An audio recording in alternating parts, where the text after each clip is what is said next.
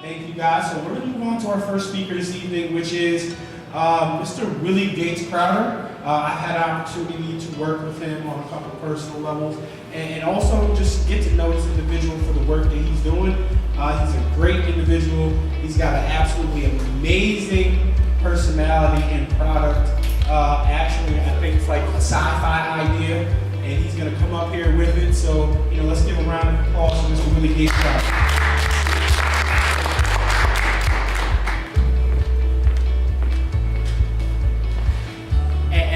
First bag off the assembly line. That's it. How's everybody doing today? How's it going? All right. So I was thinking of what to speak on today, and it's kind of weird when you do things repetitively.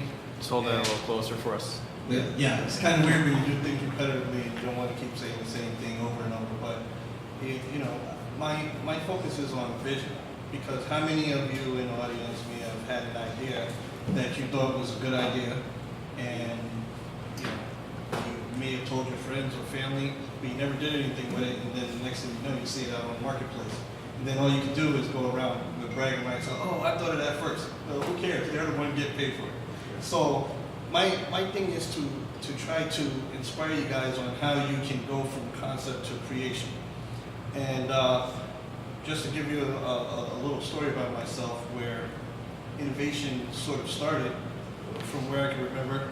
I was in fourth grade. I remember getting on the bus one day and walking through the bus.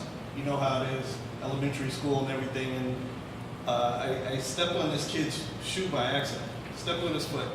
And his name was Steve. Stepped on his foot, and he immediately replied, a little Italian kid, and he said, you step on my foot again, I'm going to punch you in the stomach. So I'm on a bus full of kids and, girls and everything else. So I took him up on that challenge. So I went back and purposely stepped on his foot, and he delivered on his promise. And I quietly went back to my seat. I thought about it. So I said, this can be a problem. So that night when I went home, even though it didn't hurt me that much physically, it hurt mentally. And I thought, well, what can I do to thwart this kind of problem next time? And my brother had one of those He-Man chest plate things. So I put this chest plate on, and I couldn't wait to get on the bus the next day. Like, yeah, I'll try it this time and see what happens. So I got on the bus, but he must have noticed something about me that I was prepared, because as I walked proudly with my head up down the aisle waiting to step on his foot, he made sure he pulled his foot out of the way, and we didn't have a problem. But that goes to say, your mind is limitless. Your body has limits. I'm only so tall. I never expect to be able to slam dunk a ball any more than I can, which was only once. But because of my height, I have certain limits. But because my mind doesn't have limits, it can actually attain my body and sort of even condition it to heighten those limits that I think I have. This is why you have people like Michael Phelps that are 5, 6, 7-time gold winners, because he trains twice as hard as anybody else. Where they told him, you're doing too much, you're going to kill yourself. Now he's killing the gold medals. And this is why. So I always believe in, if you have an idea, the first step is at least jotting it down. Because if you jot it down, what you're doing is you're taking a step. And when you take that physical step, that emboldens you to take another mental step, that emboldens you to take another physical step. And before you know it, once you get to a certain point, you don't want to stop. You don't want to turn around. You don't want to, let it go, because you got so far that maybe a little more effort, elbow grease, blood, sweat, and tears, what have you, will take you to the next level. So a little bit about this backpack. This is what I have. Now this bag right here is one of our products right now. Now, believe it or not, I made this bag myself. And when I came up with the idea 10 years ago, I told people about it. Hey, I got this idea about this backpack, putting the screen in and everything else. And, you know, it was a little ahead of its time. You know, all I got is, well, why would you do that? Or, yeah, I'll probably see something like that from Star Wars or what have you. But I kept ticking at it, kept trying. I didn't have any clue. I'm not an engineer. I didn't know how to do anything. I just had the vision, and I wanted to attain the vision. Now, I'm an electrician by trade. I'm also a military vet. So I was in Panama back in the 90s. You know, that kind of discloses my age a little bit. But we had to get Noriega and all that stuff. But I was working with a master electrician, and he would bend these pipes that the electrical wires go through, and he would form it around the building, sort of like the pipes you can see here with the lights and everything. And usually, there's so many calculations and measurements that have to go into bending pipe for electrical wires to go through. And he wouldn't do any measurements. He just did it by hand, by eye, what have you. So I asked him one time, I said, man, the stuff you do is amazing. Like, how did you learn how to do it? Or how can you do it like this without measuring anything? And I'm expecting him to say the cliche, yeah, well, you know, I've been doing it for 20 years or what have you. But what he said blew me away. He said, well, what I do is I see it finished first, and then I work my way back. So this is what I seen, and then I tried to figure out how can I get to that. So how I started was, I literally, at the time, I wasn't employed, so I borrowed $2 from a friend of mine, and I went to Dollar Tree and bought 2 Tupperware bowls. I went home, cut it up, marked it around with tape and everything, and you know, I made it a family project. I had my kids working with me, and I took a little tablet that I had and form-fitted it and everything. Don't know anything about fiberglassing, but the beauty of these days is that you can find just about anything on YouTube. Any kind of tutorial or anything. So here I am following a tutorial on how to fiberglass on YouTube and actually building my mold at the same time. And you know, it came out astonishing. I was overwhelmed. So to fast forward a little bit, I'm standing next to something that most people find astonishing. I have no engineering degree. But yet, just recently, I just labeled an order of over 20,000 units. So that kind of thing is where I could be walking around talking to everybody like, oh man, I had this idea 10 years ago about a backpack with a screen in it. And then when I see it out on TV, I'm still saying the same thing. Oh, I had that idea first. Who cares? They're the ones getting paid for it. Why not be able to step up to the plate and own what's rightfully yours?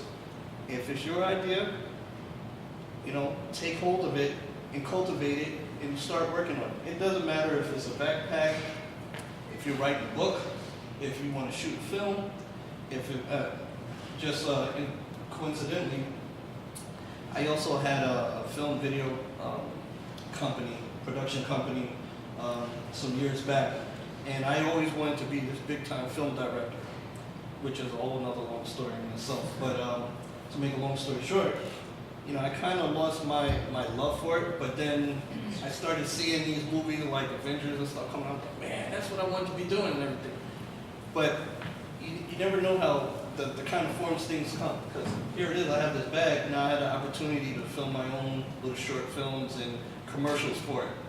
And, you know, so it's just finding what you love, what you want to do, and putting that energy into it and not letting anybody hold you back. I mean, I've heard all kinds of things when I first started this, like, yeah, especially like I said, you know, I got anything from, oh, who would want that, and this and that. Well, I have a contract for 20,000 units, so I can easily tell you who wants that. And that contract is from one vendor.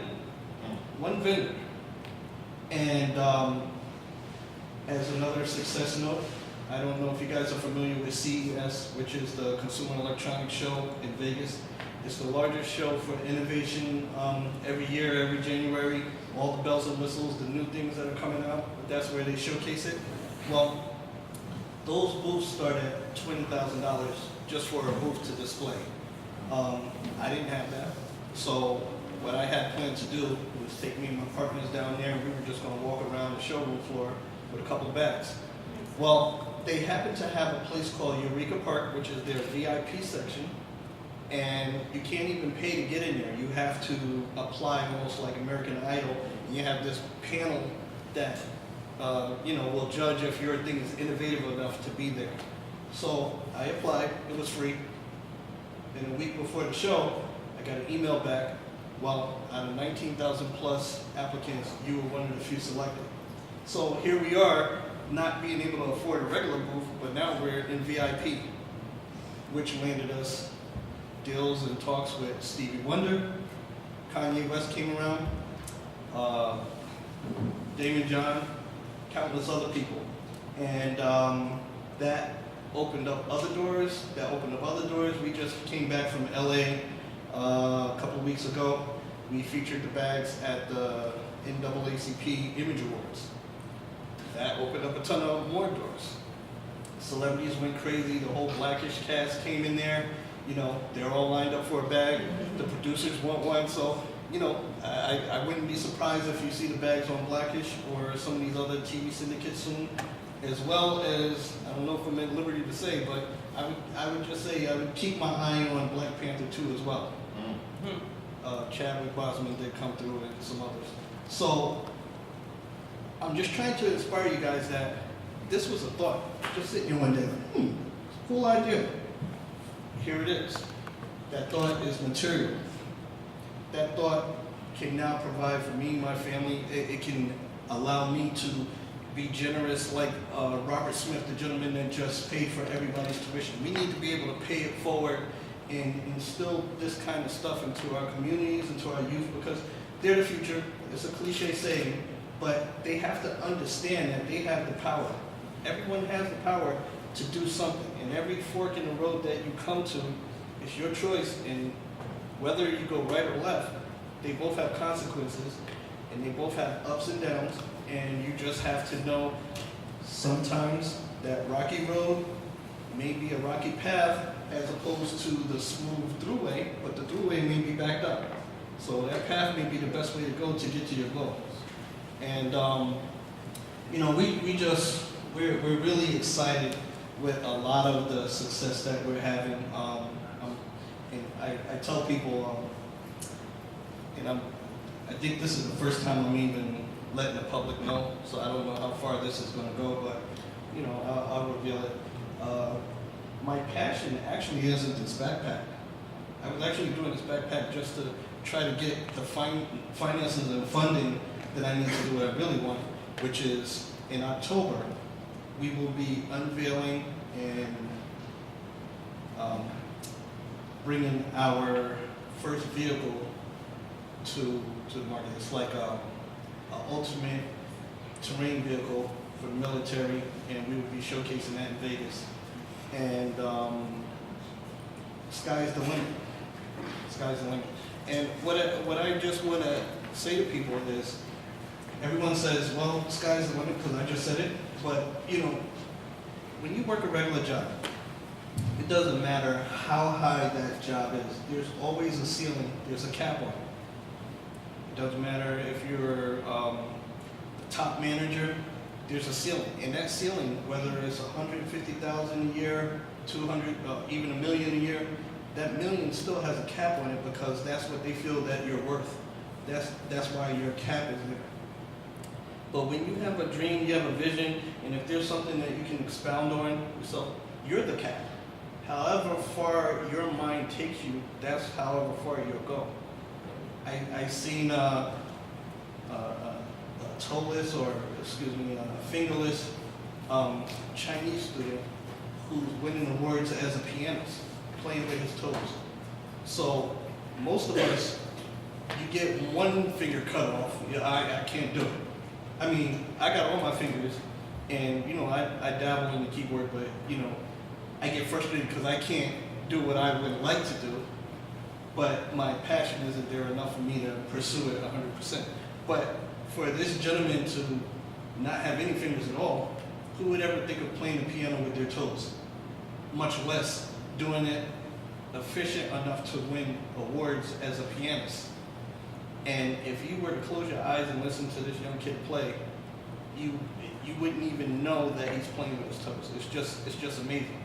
So if that doesn't show how your mind can take over your body and help you accelerate and elevate your ceiling, I don't know what else to tell you. I just dropped the mic right here. But yeah, we're experiencing some amazing things, and I just want to be able to parlay that to you guys because it's tough when you're coming up, and even though I'm at this phase, there's still a lot of ups and downs, but it's a struggle when I'll give you an example. Like I said, I'm an electrician. I was doing pretty good financially, but I left my job to pursue this 100% because it got to the point where my boss, every time I told him I had to go to a meeting or something, he tried to cover for me. And I'm like, man, how many family members are you going to tell them that passed away? I ain't got nothing left. So it was at the point where I had to make a decision. So I left my job and I pursued this 100%. And it's really tough when you go from a consistent paycheck every week to maybe nothing for a while. But it pays off when you get a 20,000 unit contract. So my name is Willie Will Gates Crowder. This is my backstory. And check us out at www.mybackstory.com. And thank you very much.